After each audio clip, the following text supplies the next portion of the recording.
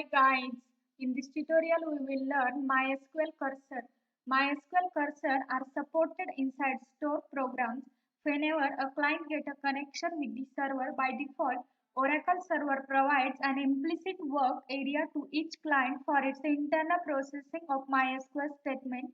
This work area is dedicated to a specific client. This implicit work area is called as an implicit cursor. A client can access the implicit cursor with the name MySQL. MySQL cursor are used for row repetition written by a query on a row-by-row process. There are three properties of MySQL cursor: a sensitive, read-only, and one directional. The syntax of MySQL cursor is declare cursor name cursor for select statement, then open cursor name, fetch cursor name into we can provide a number of variables, then close cursor name. Cursor name is nothing but the name assigned to a cursor, and variable is nothing but the variables are the column values. We will directly see how it works into the database. Open your MySQL command line client.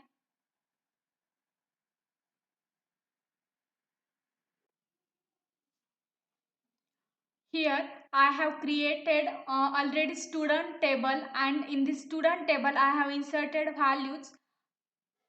Now use delimiter, then use any symbol. Here I am using dollar. Then we have to need first create the procedure by using create command. Create procedure.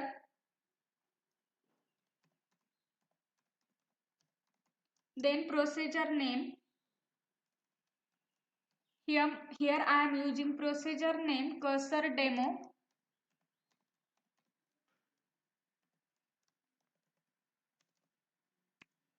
I am giving one parameter which is id and its data type is int. Then begin statement. Here I am declaring one variable which is name and its data type is varchar.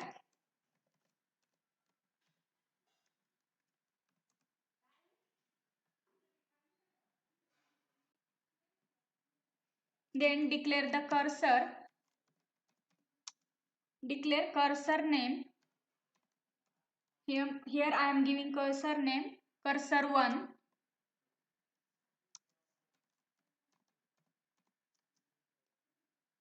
For the select statement, first select student name. Here we are performing operation on student table. Here I am taking column student name, student underscore name from student table, and here I am specifying the condition by using where clause. Here student underscore id equal to id.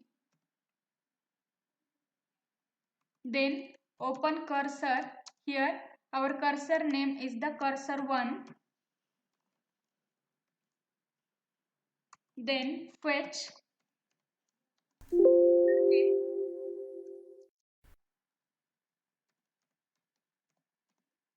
cursor name into name. Then select this name variable. Then close the cursor.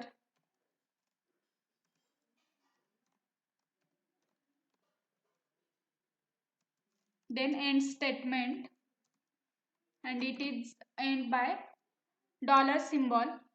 Here you can see query is okay. Now we are calling the cursor by using call statement. Call, then cursor name. Here call procedure name. Here you can see we have used procedure name as a cursor demo.